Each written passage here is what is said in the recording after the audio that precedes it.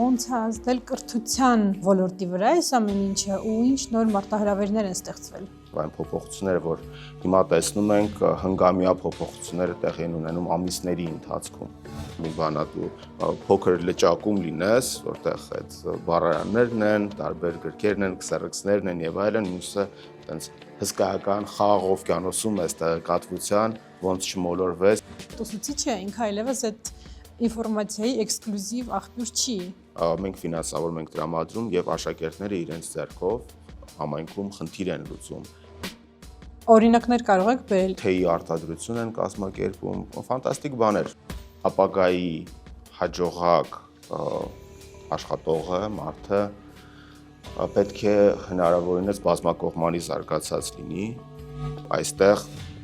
արհեստական բանականությունը հաստացի ԴՆԹ-ի մեջ է լինելու կրթական գործընթացի։ Եթե աշակերտ է, որը հնարավորություն է ստացել, հետո 20 տարի հետո շատ հաջողակ գիտնական է դառնում եւ մի հայտնագործություն է անում,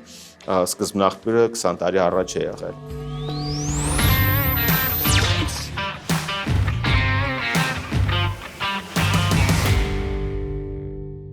Վերջին տարիների ընթացքում տեխնոլոգիաների ոլորտում մի շարք հետաքրքիր նորարարություններ են հայտնվել, օրինակ նույն նեյրոցանցերը, եւ իրենք ազդել են շատ ոլորտների աշխատանքի վրա։ Կուզեի հասկանալ, թե ոնց է ազդել կրթության ոլորտի վրա այս ամեն ինչը ու ինչ նոր մարտահրավերներ են ստեղծվել։ Առաջին շնորհակալություն հրավերի համար, իրոք շատ ճիշտ եք նկատել, որ ֆունդամենտալ փոփոխությունների դարաշրջանում ենք ապրում եւ շատ առումներով այդ փոփոխությունները այնքան մեծ են, որ նույնիսկ դժվար է ընկալել ծավալը, փոփոխությունների, որովհետեւ նաեւ շատ են հանդիպում կամ շատ խոսակցություններ եմ լսում, որտեղ մարդիկ ասում են, որ սա ժամանակավոր փոփոխություն է, վերջ-վերջո ամեն ինչ վերադառնալու է այն իրավիճակին, որը կար, ու այդ առումով հիշում եմ մի հոդված, որի մասին շատ էին խոսում 90-ականներին, շատ հեղինակավոր ամերիկյան մի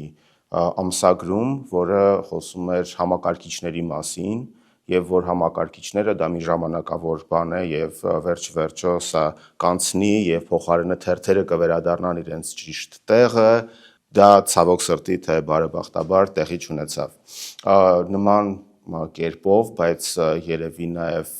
շատ արագացված տեմպով, որովհետև այն փոփոխությունները, որ հիմա տեսնում ենք, հնգամյա փոփոխությունները տեղի են ունենում ամիսների ընթացքում։ Այսինքն, եթե մենք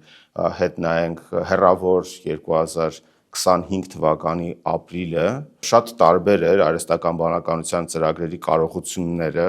միշտ բերում են օրինակը Will Smith-ի, որը սպագետի է ուտում, այսինքն ինչքան վատ էր ստացվում վիդեոն այդ ժամանակ արհեստական բանականությամբ գեներացված եւ ինչքան լավ է ստացվում հիմա եւ դա բնականաբար այդ փոփոխությունները չեն կարող չազդել կրթության ոլորտի վրա ու սա միայն հայաստանյան խնդիր չի, սա գլոբալ խնդիր է եւ աշխարհում տարբեր երկրներում այս հարցերը տրվում են, պատասխանները միանշանակ չկան, որովհետև սովորաբար այսպիսի գործընթացները, հատկապես համակարգային գործընթացները միշտ մի քիչ ավելի դանդաղ են տեղի ունենում կամ շատ դեպքերում շատ ավելի դանդաղ են տեղի ունենում, քան տեխնոլոգիական փոփոխությունները։ Փաստը այն է, որ արհեստական բանականությունը միանշանակ ազդեցություն ունենալու է կրթության վրա, արդեն ունենում է կրթության վրա իր շատ մեծ ազդեցությունը եւ պետք է միասին հասկանանք, թե ոնց ենք այդ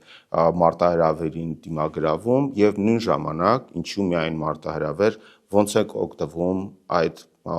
հսկայական հնարավորություններից, որ այս ոլորտը մեր համար բացահայտում է։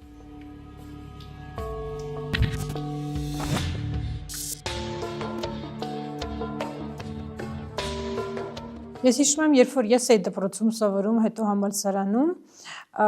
կրթությունը լրիվ ուրիշ ձևի էր, գրեթե չկար ուժի հասանելիություն այլ ինֆորմացիայի, քան գրքերը եւ դասախոսությունները, որոնք դասախոսներն էին կարդում պատմում, հիմա այդ պահը ոնց է փոխվելու կամ արդեն փոխվել։ Սա շատ միակողմանի գործընթաց էր շատ առումներով, որտեղ կար ուսուցիչ կամ դասախոս, կար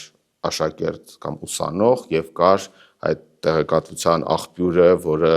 տալիս էր անգիր սովորելու նյութերը եւ քսարած նյութերը, կարդալը եւ այլն, բոլորը շատ լավ հիշում են կամ ոմանք շատ լավ հիշում են, ոմանք երևի թե բարեբախտաբար դրանով այլևս չեն անցել եւ այդ առումով Դասավանդի հանուն Հայաստանի հիմնադրամը ամեն ինչ անում է, որպեսզի այդ գործընթացը ոչ թե միակողմանի լինի, այլ երկկողմանի լինի ոչ թե մենախոսություն ուսուցչի եւ դասախոսի կողմից, այլ երկխոսություն, որի ընթացքում նաեւ աշակերտ ուսանողը իրեն մաս է զգում այդ գործընթացի եւ կարողանում է այդպես շատ ավելի լավ արդյունքների հասնել, քան այդ միակողմանի գործընթացում։ Սա մի կողմը այդ հարցի, մյուսը այո, իհարկե,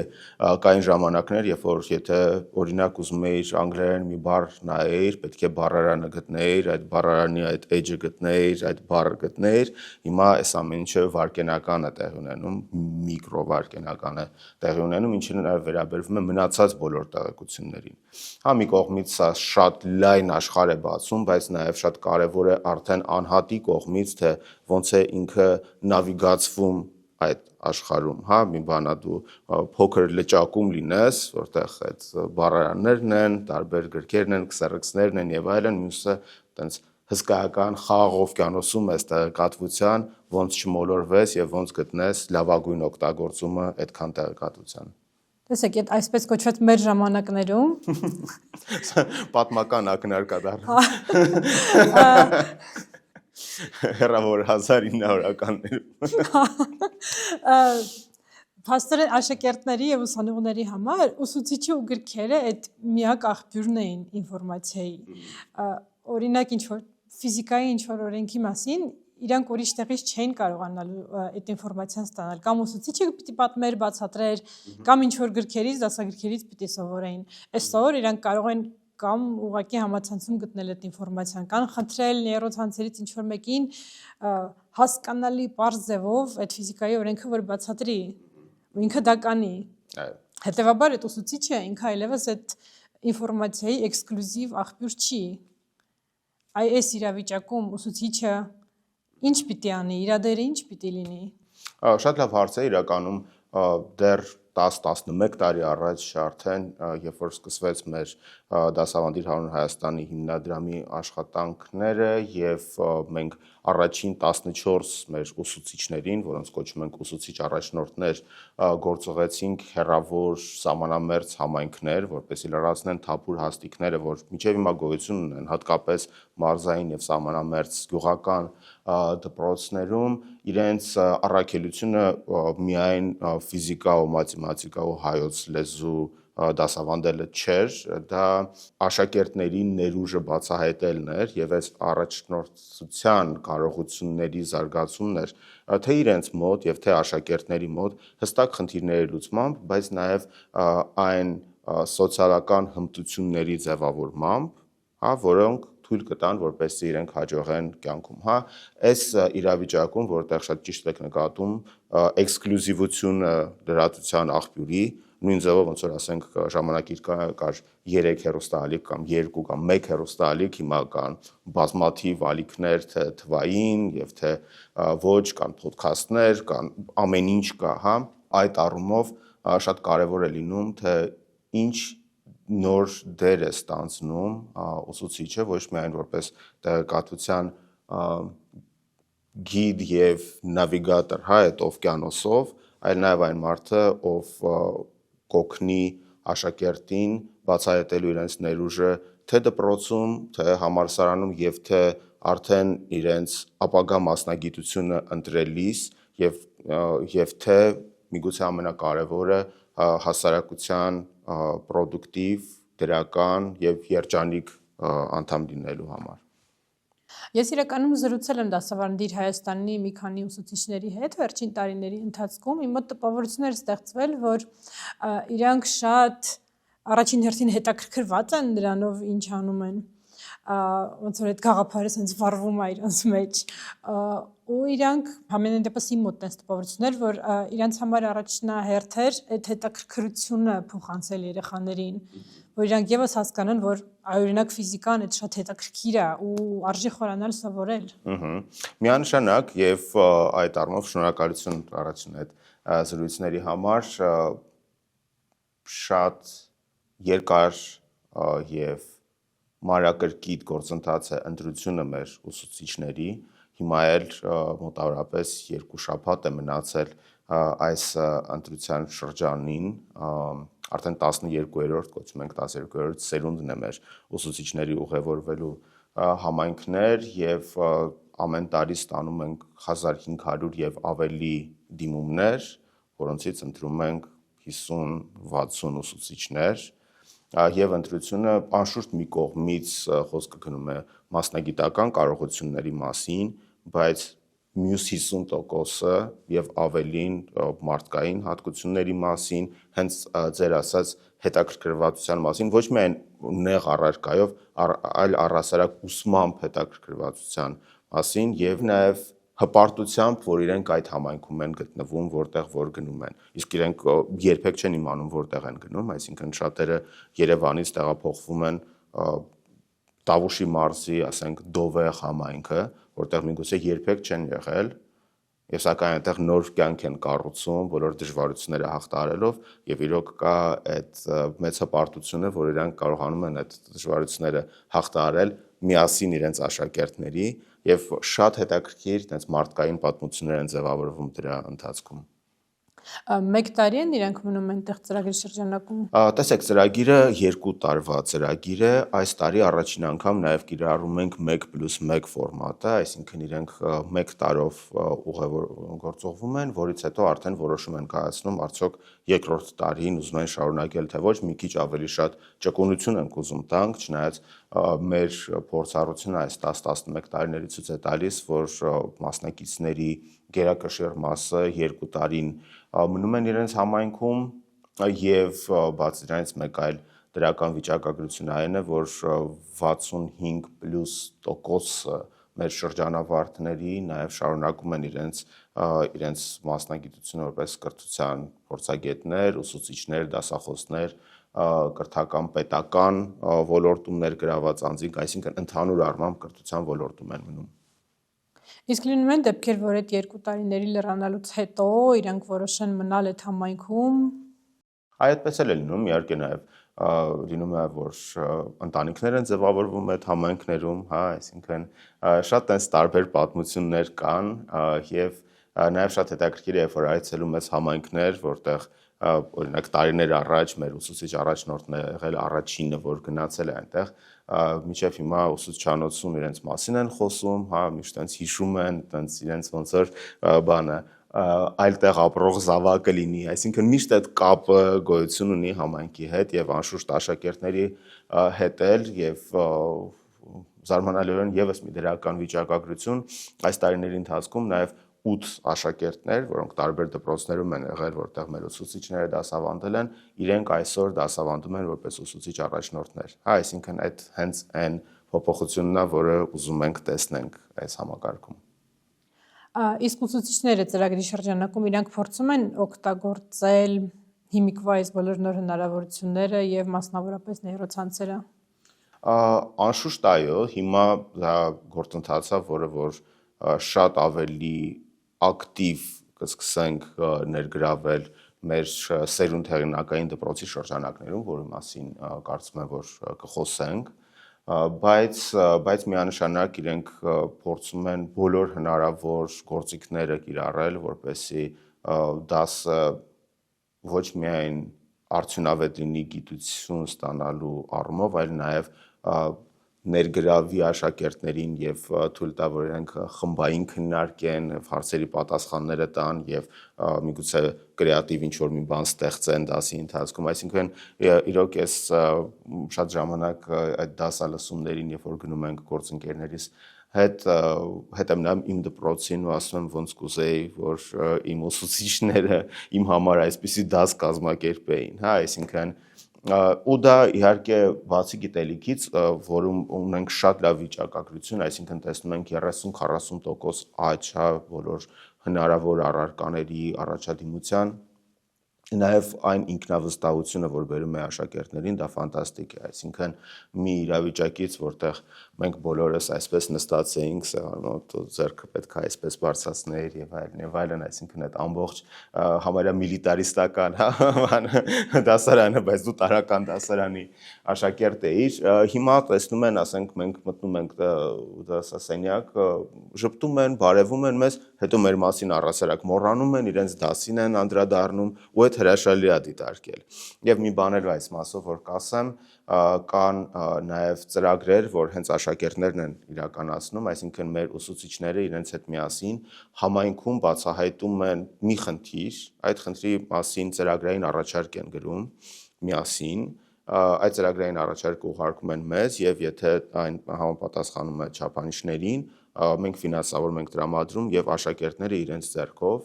համայնքում խնդիր են լուծում, ինչը ֆանտաստիկ բան է իրենց ինքնավստահության համար, բայց նաև այն շատ կարևոր կապն է ստեղծում երեխայի աշակերտի, երիտասարդի եւ իրենց համայնքի միջև, հաշվի առնելով թե ինչ լուրջ խնդիր է շարունակում լինել մեր բոլորի համար արտագաղթը եւ թե գերկենտրոնացումը ամեն ինչի Երևանում, այսպիսի կապի ստեղծումը եւս շատ կարևոր է։ Օրինակներ կարող եք բերել, ինչ կարգի խնդիրներ լուծելու մասին է խոսքը։ Գիտեք ոնց, պուրակի հիմնումից սկսած աղբահանության կազմակերպելով, ջրի որակի ստուգման սարքերի տեղադրումով եւ այլն, այսինքն բանն թեյի արտադրություն են կազմակերպում, ֆանտաստիկ բաներ, ու խոսքը գնում է 6-7-րդ դասարանցիների մասին, որը հրաշալի է։ Այսօր դեռ կան մարդիկ, ովքեր համոզված են, որ սովետական կրթությունը իրականում շատ ավելի լավն էր, քան այսօրվա կրթությունը, որ այդ ձեր ասած այսա ճիշտ մոտեցում էր, որ այն ժամանակ մարդիկ շատ ավելի բազմակողմանի կրթված էին լինում, իսկ այսօր լավագույն դեպքում ինչ որ մի ոլորտից գլուխ են հանում, մնացած բոլորից ոչ։ Այստեղից մոտ երկու հարց է ծագում, ձեր կարծիքով դա իրոք տենց է թե չէ, ու արդյոք ավելի լավ է իրոք լինել բազմակողմանի կրթված ամեն ինչից մի քիչ իմանալ, թե ինչ որ մի ոլորտում շատ լավ գլուխ հանել, իսկ մնացածում ոչ այդքան։ Ապագայի հաջողակ աշխատողը, մարդը պետք է հնարավորինս բազմակողմանի զարգացած լինի, դրան ասում են, ասենք generalist, հա, այսինքն շատ տարբեր բաներ իմանա անել, որովհետև նեղ մասնագիտացումները նաև այն մասնագիտացումները կլինեն, որոնք արհեստական բանականության կողմից միգուցե եւ փոխարինվեն, հա, այսինքն կա նաև այդպիսի վերլուծություն, ըստ որի շուրջ 92 միլիոն աշխատատեղ ամբողջ աշխարհում անհայտանալու է մինչև 2030 թվականը։ Դա ինչքանով իրականություն կդառնա կտեսնենք, բայց մյուս կողմից նույն վերլուծությունը խոսում է 170 միլիոն այլ աշխատատեղերի ստեղծման մասին, որոնք նոր աշխատատեղեր են։ Եվ դրանց հասանելիություն ունենալու եւ հաջողելու համար մարդը պետք է հնարավորինս լայն կարողություններ ունենա, որպեսզի կարողանա դրանից օգտվել։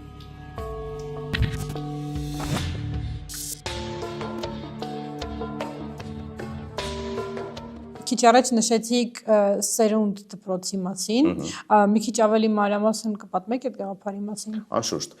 ուրեմն սերունդ դպրոցները, սերունդ դպրոցի վերափոխման ծրագիրը սկսել ենք 2020 թվականին Դիլիջանի Թախտա մասում եւ թաղամասում եւ գաղափարը դպրոցի հետեւյալն է, որտեղ մեր ծրագրի համակարգողը, որը մեր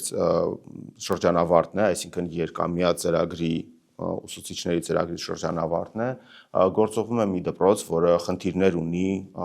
աշակերտների ընդհանուր ինքնազգացողության եւ կրթության որակի հետ կապված եւ աշակերտներին ծնողները հանում են, հա, դպրոցից եւ այդ իրավիճակում նա աշխատում է թե դպրոցի տնօրենի, թե ուսուցչական անձնակազմի, թե աշակերտների եւ թե ծնողների հետ սոցիալ հուզական ուսումնառության շրջանակներում, որպեսզի բարելավի այդ միջավայրը դպրոցի, ոչ թե ինչը ինչ որ դասավանդվում է դպրոցում, այլ ինչպես է դասավանդման։ Եվ այդ առումով այդ առաջին դպրոցից սկսելով ֆանտաստիկ արդյունքներ գրանցեցինք, այսինքն մեկ տարվա ընթացքում դպրոցը, որը կանգնած էր փակման եզրին, սկսեց աշակերտների ավելցուկ ունենալ, որովհետև բերում էին ծնողները որպես մի հրաշալի տեղ, պայծառ տեղ, որտեղ երեխային իրոք գնահատում են եւ թույլ են տալիս, որ իրենց ներուժը բացահայտվի։ Եվ մյուս կողմից ակադեմիական առումով ունեցանք շուրջ 50% առաջադիմության աճ ընդամենը մեկ տարվա ընթացքում։ Սա երկամյա ծրագիր է եւ մինչեւ հիմա մենք արդեն 16 դպրոցներում ենք սերունդով աշխատել եւ նաեւ շատ սերտ համագործակցում ենք կրթության նախարարության հետ, որպեսզի ծրագիրը ել ավելի ընդլայնենք, նաեւ սերունդ կատալիստ ծրագիր ունենք, որը այդ բանի խոշորացված նորակառույց դպրոցներում ենք պիլոտավորել անցյալ տարվա աշնանը եւ հույս ունենք դա կմեծացնենք եւ կավելացնենք եւ վերջը նաեւ մեր ամսի 27-ին եւ 28-ին մարտի անցած Mindex միջազգային կրթական համաժողովի ընթացքում մեր գործադիր տնօրեն եւ հիմնադիր Լարիսա Հովհաննիսյանը հայտարարեց սերունդ հեղինակային դպրոցի ստեղծման մասին, որը վերցնում է այս հաջողված փորձը, այս կոնցեպտը սերունդի եւ ստեղծում է մի նոր դպրոցի մոդել, որը այս սեպտեմբերից է սկսելու գործել, առաջինը Երևանում պիլոտավորելու ենք եւ դրանից հետո նաեւ հույս ունենք, որ ամեն մարզում կունենանք սերունդ հեղինակային դպրոց կամ միգուցե 2 դպրոց մարզի չափից ելնելով եւ գաղափարը այն է, որ այդ դպրոցը պիլոտավորելու է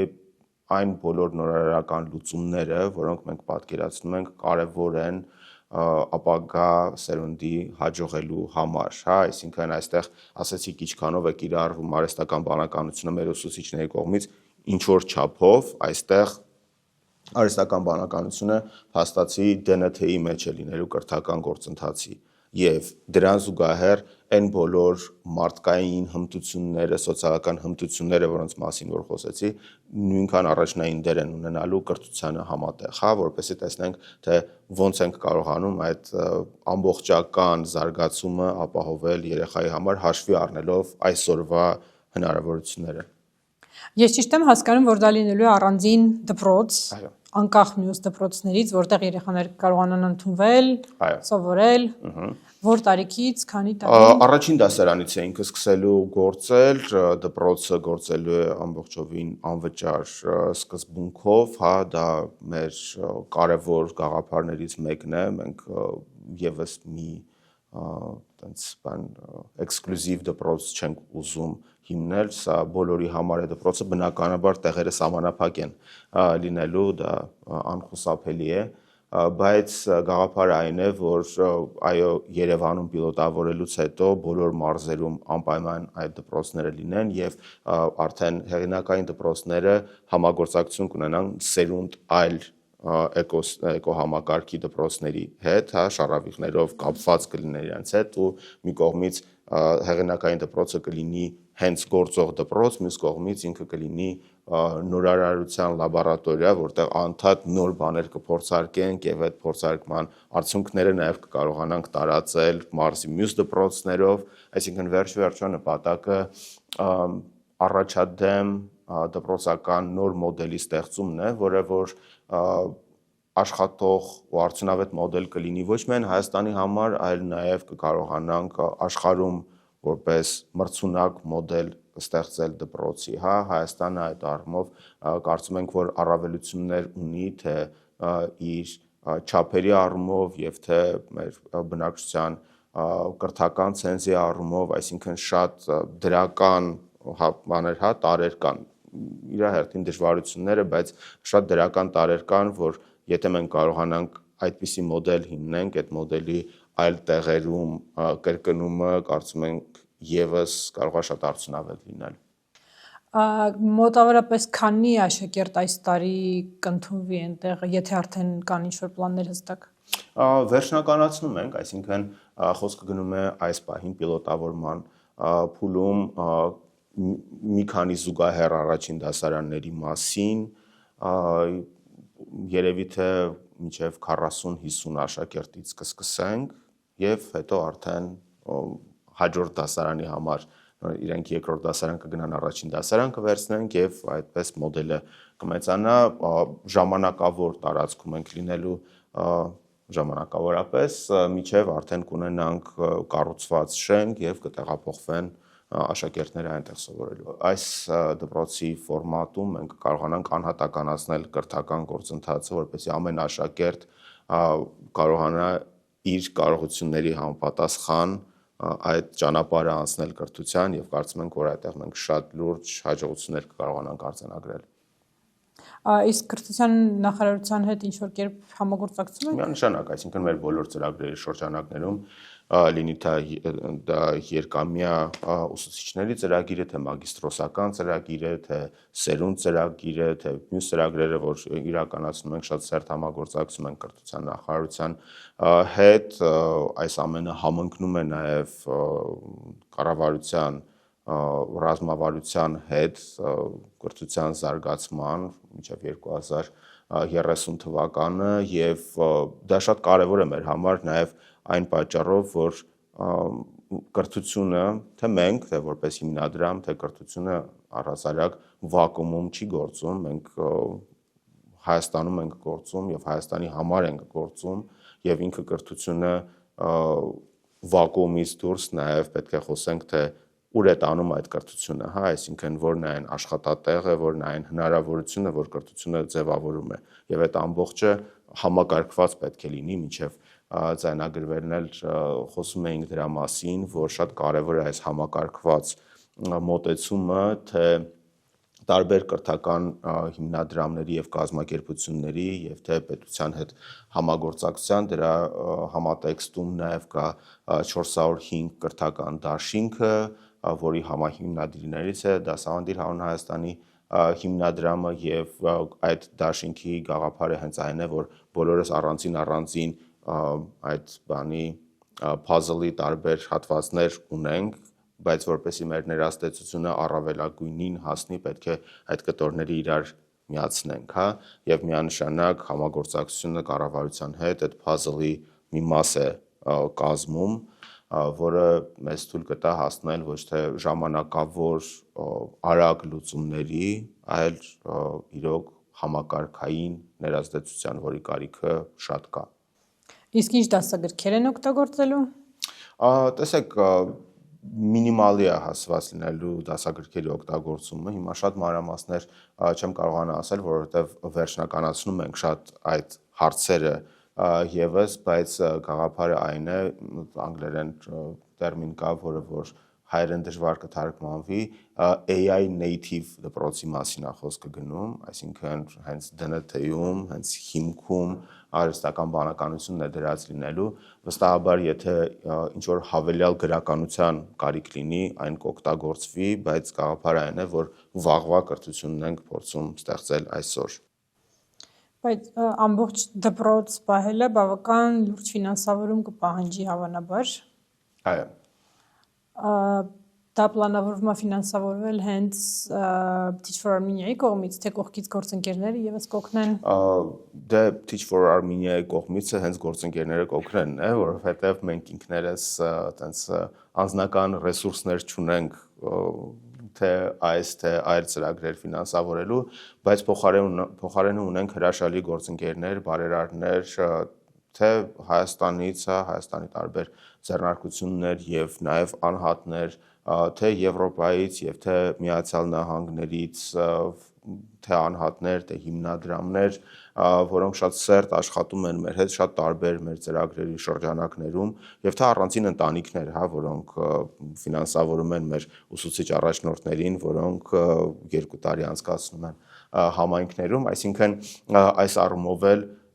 այո, սա խոշոր ծրագիր է, բայց եւս մի ծրագիր է, որ շրջանակներում համագործակցելու ենք մեր գործընկերների հետ եւ վստահ ենք, որ կստանանք այդ աջակցությունը։ Ես նոր մտածեցի, որ այդ ֆինանսավորել ցանկացողների այդ մեծ թիվը ու իրենց այդքան տարբեր լինելը, թե անհատներ, թե ինչ որ կազմակերպություններ եւ այլն, դա եւս խոսում է նրա մասին, որ մարդիկ շատ լավ գիտակցում են, թե ինչքան կարեւոր է այսօր կրթությունը ու ինչքան կարեւոր է բարձրացնել կրթության մակարդակը ու որ ինքը ավելի արդիական դառնա այսօրվա համար։ Այո, եւ մի բան էլ որ կարող եմ նշել, նաև նախկին փորձառությունը հաշվի առնելով տեսնում ենք փոփոխություն հետաքրքրվածությունների, հա, այսինքն շատ ժամանակ ու դա հրաշալի է, բարերարները կֆինանսավորեին ինչ-որ շենք-շինության կառուցում, ցուցանակով, հա, կարմիր ժապավենով, հա, որը հրաշալի է, այսինքն եթե կա կարիքը, հրաշալի է, որ կան մարդիկ, որոնք կարողանում են այդ խնդիրները լուծել, բայց դրան զուգահեռ այս տարիներին եւ հատկապես դասավանդիր հանուն Հայաստանի փորձառության շրջանակներում տեսնում ենք, որ գնալով մեծացող խումբ կա մարդկանց, շարժում կա մարդկանց, որոնք ուզում են աջակցեն հենց այլ մարդու անհատի ներդրում անեն մարդկային կապիտալի զարգացման մեջ, հա, այսինքն այդ առումով եթե շենք-շինությունը տևում է, ասենք 1-2 տարի շինարարությունը եւ հետո արդյունքը տեսնում ես, կրթական ծրագրերը, այսպիսի ծրագրերը շատ ժամանակ դրա արդյունքը չես տեսնում 5 տարի, 10 տարի, եթե աշակերտը, որը հնարավորություն է ստացել, հետո 20 տարի հետո շատ հաջողակ գիտնական է դառնում եւ մի հայտնագործություն է անում, սկզբնաղբյուրը 20 տարի առաջ է եղել։ Այլ երկրներում կան դպրոցների օրինակներ, որոնց դուք եւս կուզեիք օրինակել ձեր նախագծի շրջանակում։ Շատ լավ հարց է, վստահաբար մեր կոնցեպտը առաջին օրվանից եղել է այն, որ մենք շատ ուշադիր ուսումնասիրում ենք միջազգային փորձը, նաև սերունդհեղինակային դպրոցի շրջանակներում էլի տարբեր տեղեր նայում ենք, տարբեր տեղեր այցելում ենք աշխարհի տարբեր երկրներում, սակայն մենք չենք հավատում նրան, որ որևէ փորձառություն ուղղակի կարող ես մի երկրից վերցնես եւ մյուս երկրում դնես ու ինքը այդպես աշխատի։ Այսինքն տեղայնացումը միանշանակ առաջնահերթություն է, լավ գաղափարներ կան ամենտեղ, բայց լավ գաղափարները միշտ տեղայնացման կարիք ունեն, որպեսզի նաև մեր մոտ, նաև աշակերտների եւ ուսուցիչների մոտ այդ սեփականության զգացումը լինի, որ այն մոդելը, որ օգտագործվում է, այն մոդելն է, որ իրենց կողմից իրենց համար է արված, ոչ թե փորձարկված է որևէ երկրում, միգուցե շատ հաջողած է որևէ երկրում, բայց միգուցե Հայաստանում ինչ-ինչ պատճառներով ուղղակի չի կարող աշխատել։ Գիտեմ, որ Հայաստանի որոշ կրթական ծրագրեր փորձում են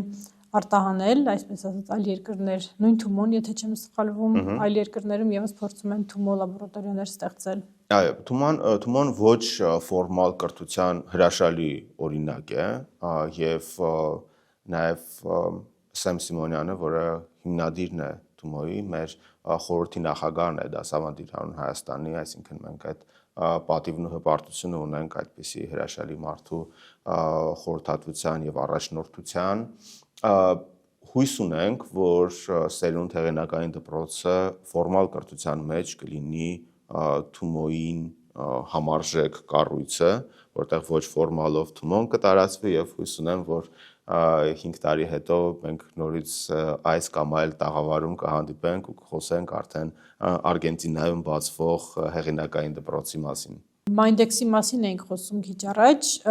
ինչպես ընդհանրապես ծնվեց այդ գաղափարը, ուղղակի հասկացաք, որ կա անհրաժեշտություն քննարկել մեր այսօրվա խնդիրները կրթության ոլորտի։ Ուրեմն երկու ուղղությունից գաղափարը ծնվեց, մի ուղղությունը այն էր, որ շատ համաժողովներ եւ լավ համաժողովներ կրթության շատ դեպքերում տեսնում ենք, որ այնտեղ հավաքված են շատ լավ փորձագետներ, որոնք խոսում են եւ իրենց լսում են շատ լավ փորձագետներ եւ հետո ոնց որ տեղերով փոխվում են ու այդ խոսակցությունը բավական նեղ մասնագիտական խոսակցություն է եւ դրա համար կար մեծ ցանկություն համաժողով կազմակերպելու, որը որ ոչ միայն նեղ մասնագիտական կլիներ, այլ նաև լայն հանրության համար հետաքրքիր կլիներ եւ թեմարերի ընտրությունը, խոսնակների ընտրությունը միանշանակ այդ տրամաբանությամբ ենք արել։ Մյուս կողմը հարցի այն էր, որ մարտի 23-ից 25-ը Հայաստանում անցկացվելու էր Teach for All ցանցի, իսկ մենք Teach for All ցանցի մաս ենք կազմում եվրոպական տարածաշրջանի գրասենյակների կոնֆերանսը, որի շրջանակում եւս բազմաթիվ շատ հետաքրքիր մասնագետներ եւ փորձագետներ էին գալու եւ ոնց որ համատեղեինք այդ երկուսը ինչ տեղի ունեցավ մարտի 23-ից 25-ը տեղի ունենալիք կոնֆերանսը հետաձգվեց հաշվի առնելով տարածաշրջանային մեր խնդիրները տեղափոխվեց դեկտեմբեր եւ մենք մարտի սկզբին կանգ առանք sense հարցի առջև որտեղ մտածում էինք արդյոք արժի մենք էլ հետաձգենք Mindex-ը սակայն հասկացանք որ սա Հայաստանն է եւ մենք պետք է անենք որովհետեւ երբեք չկա իդեալական ժամանակ միշտ կա ինչ-որ մի ճգնաժամ, որ տեղի կունենա, եւ դա նաեւ արտացոլում է այն միջավայրը, նաեւ կրթության այն միջավայրը, որում մենք աշխատում ենք եւ դրա համար մեր համար շատ կարեւոր որոշում էր, թիմային որոշում էր, որ անպայման համաժողով անցկացնենք եւ այն արձագանքը, որ ստացանք այդ երկու հրաշալի օրերի ընթացքում պատասխանն է նրան, որ երևի թե ճիշտ որոշում էր եւ նաեւ արդեն 2027 թվականի Mindex-ի վրա ենք սկսել աշխատել, կարող եմ հիմիկվանից ասել, որ մարտի 26-ին եւ 27-ին է տեղի ունենալու, չգիտեմ որտեղ, բայց մեծ սրահում։ Շատ շնորհակալություն այսօրվա հետաքրքիր զրույցի համար եւ իրոք հույս ունեմ, որ մեր հաջորդ զրույցի ժամանակ արդեն կխոսենք սերունդ նախագծի եւ դպրոցի հաջողությունների մասին։ Շատ շնորհակալություն։